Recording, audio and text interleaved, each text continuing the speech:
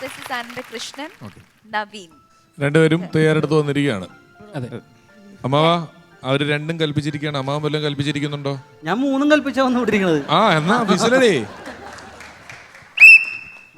Okay, നമ്മുടെ നാട്ടിൽ കുറച്ച് കാലം മുമ്പ് വരെ കുട്ടികളെ ഭക്ഷണം കഴിപ്പിക്കാൻ നമ്മളെ അകമഴിഞ്ഞ് സഹായിച്ച ഒരാളുണ്ട്, കോക്കാച്ചി. ഈ കോക്കാച്ചി വരുന്ന പറഞ്ഞ് പേടിപ്പിച്ചിട്ടാണ് ഭക്ഷണം കൊടുത്തത്. പക്ഷേ ഈ കോക്കാച്ചിയുടെ സ്ഥാനം ഇന്ന് മൊബൈൽ ഫോൺ ഏറ്റെടുത്തു. കാരണം കുട്ടിയുടെ കയ്യിലൊരു മൊബൈൽ കൊടുത്തു കഴിഞ്ഞാൽ നമ്മൾ എത്ര ചോറ് കഴിപ്പിക്കണം എന്ന് വിചാരിച്ചാലും അത് സിമ്പിളായിട്ട് കുട്ടിയെ കൊണ്ട് കഴിപ്പിക്കാൻ പറ്റും. കുട്ടി പോലും അതറിയില്ല. മൊബൈൽ നമ്മുടെ ജീവിതത്തിൻ്റെ ഭാഗമായിരിക്കണം, അത്രയ്ക്ക് തന്നെ.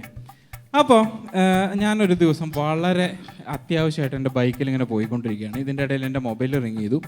ഞാൻ ഫോൺ എടുത്തില്ല, കാരണം നിർത്താൻ സമയമില്ല.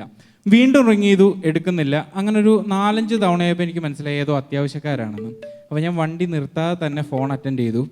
കസ്റ്റമർ കെയറിൽ നിന്ന് ഓഫർ പറയാൻ വിളിച്ചായിരുന്നു.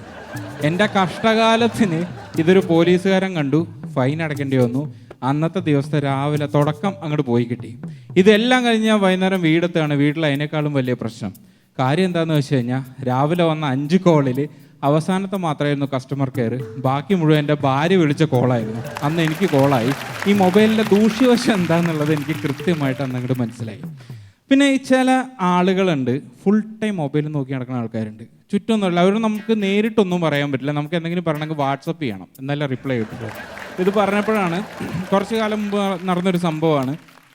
ഒരു ഭാര്യയും ഭർത്താവും ഇതേപോലെ ഫുൾ ടൈം മൊബൈൽ നോക്കിക്കൊണ്ടിരിക്കുന്ന ഭാര്യയും ഭർത്താവും ഒറ്റപ്പാലത്ത് നിന്ന് പാലക്കാട്ടേക്ക് ബസ് കയറാൻ വേണ്ടി വന്ന് ഇവർ ബസ്സൊക്കെ കണ്ടുപിടിച്ചു. മൊബൈലിലാണ് ശ്രദ്ധ മുഴുവൻ.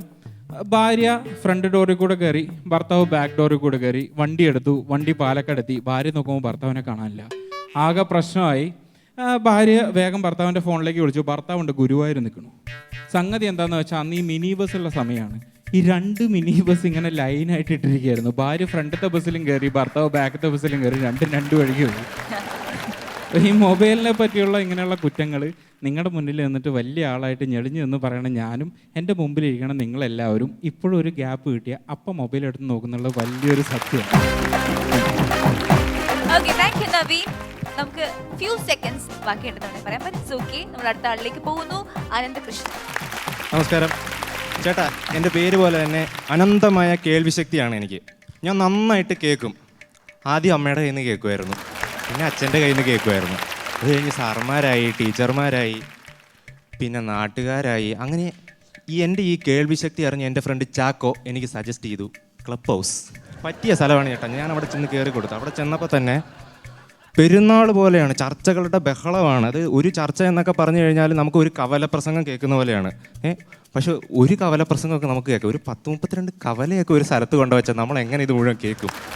അപ്പം എനിക്ക് ആദ്യം ഇത് കേൾക്കണമല്ലോ, നമ്മൾ കേട്ടിട്ട് വേണമല്ലോ ഇതിൽ നിന്ന് പുറത്തിറങ്ങണം. അപ്പം ഞാൻ അതിൽ കയറിയിട്ട് എനിക്ക് പറ്റിയത് ഏതാണെന്ന് നോക്കി. എനിക്ക് കേട്ടിരിക്കാനും പറ്റും, എനിക്ക് സംസാരിക്കാൻ വലിയ താല്പര്യം ഉണ്ടായിരുന്നു. അപ്പം ഞാനിങ്ങനെ നോക്കിയപ്പോൾ എനിക്ക് പറ്റിയൊരു ഗ്രൂപ്പ്, ഇൻട്രോവേർട്സിന് സ്വാഗതം.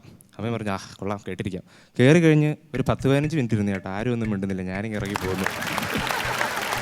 അത് കഴിഞ്ഞ് ഞാനിങ്ങനെ തപ്പിപ്പോയി. നമ്മൾ നിർത്തരുതല്ലോ, ഇങ്ങനെ പോയി കഴിഞ്ഞ് ഇൻ്റർനാഷണൽ ചർച്ചകളൊക്കെ ചേട്ടാ. ഓസോൺ പാളിയും ഓമന കുഞ്ഞമ്മയും തീതുപ്പുന്ന ഡ്രാഗൺ കുഞ്ഞുങ്ങൾ വിൽപ്പനയ്ക്കുന്നത്. ഞാൻ കയറി നോക്കി, നമുക്കൊരു ക്യൂരിയോസിറ്റി ഉണ്ടാവുമല്ലോ. ലുട്ടാപ്പിയും വർണ്ണവിവേചനം, അത് വലിയ രാഷ്ട്രീയം പറച്ചിലായിരുന്നു അതിനകത്ത്.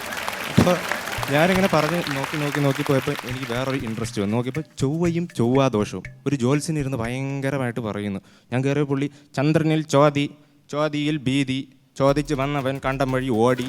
പുള്ളി കബഡിയൊക്കെ എടുത്തിട്ട് കണ്ടമാനം ആളുകൾക്ക് ഇത് പറഞ്ഞു കൊടുക്കുകയാണ്. അപ്പോൾ ഞാൻ കുറേ നേരം വെയിറ്റ് ചെയ്ത് കൈ ഇങ്ങനെ പൊക്കിയിട്ട് കാത്ത് നിന്നൊരു ചാൻസ് കിട്ടിയപ്പോൾ പുള്ളിയുടെ അടുത്ത് ചോദിച്ചു, ചേട്ടാ എൻ്റെ അമ്മയ്ക്ക് കോവിഡിന് വാക്സിനേഷൻ എടുക്കും, ഒരു മുഹൂർത്തം കുറിച്ച് തരാമോ? പിന്നെ ചൊവ്വയ്ക്കൊക്കെ സുഖമായിട്ടിരിക്കുമെന്ന് വെച്ചു. അവിടെ നിന്ന് എനിക്ക് ഇറങ്ങിപ്പോലും പോയിട്ടില്ല. പുള്ളി അപ്പം തന്നെ എന്നെ ചവിട്ടി പുറത്താക്കി. അത് കഴിഞ്ഞ് ഞാനിങ്ങനെ പോയപ്പോൾ എനിക്കറിയാവുന്ന ഒരു പ്രമുഖൻ ഒരു ഗ്രൂപ്പിലിരിക്കും. അത് കണ്ടാൽ നമ്മൾ കയറണമല്ലോ, നമ്മൾ കയറിപ്പോവും. ഇവൻ ഉഡായിപ്പാണ്, അതെനിക്കറിയാം. അപ്പോൾ ഇവൻ എന്താ പറയുന്നതെന്ന് എനിക്കറിയാനൊരാഗ്രഹം. ഞാൻ അതിൽ കയറിയപ്പോൾ ഇവൻ ഭയങ്കര രാഷ്ട്രീയം പറയുന്നു. ഇതിനെപ്പറ്റി നമ്മൾ ചർച്ച ചെയ്യണം, ഇത് ചർച്ച ചെയ്യപ്പെടേണ്ട വിഷയമാണ്. ഇന്ത്യൻ ജനതയോട് കാണിക്കുന്ന ക്രൂരതയല്ല ഇത്, സോഷ്യലിസ്റ്റിൻ്റെ ആധുനികവൽക്കരണത്തിൽ എന്തുകൊണ്ട് ഇത് ഉൾപ്പെടുത്തുന്നില്ല എന്നൊക്കെ പറഞ്ഞിട്ട് ഇവൻ ഭയങ്കരമായ രാഷ്ട്രീയം. അപ്പോൾ ഞാൻ എൻ്റെ പൊന്നെ ഈ ഉടായ്പാണ് ഈ കിടന്ന് പറയുന്നത് ആലോചിച്ചിട്ടേ ഞാൻ ഇറങ്ങിപ്പോകാൻ നേരത്ത് വെറുതെ ആ ഗ്രൂപ്പിൻ്റെ പേര് നോക്കിയപ്പോൾ മുട്ടപ്പഫ്സിലെ പകുതി മുട്ടയുടെ രാഷ്ട്രീയം. അപ്പോൾ ഇത് കേട്ടിരുന്ന് കഴിഞ്ഞാൽ ഞാൻ ആദ്യം പറഞ്ഞില്ല എന്തും കേൾക്കുമെന്ന്. ഇതെല്ലാം കേട്ട് കഴിഞ്ഞപ്പോൾ എനിക്ക് എന്താണ് കേൾക്കേണ്ടതെന്ന് പോലും അറിയില്ല. അപ്പോൾ എൻ്റെ തലച്ചോറ് ചകിരിച്ചോറായി. മാങ്ങ ഏതാ തേങ്ങ ഏതാന്ന് അറിയാൻ പാടില്ലാതെ. Thanks to club house.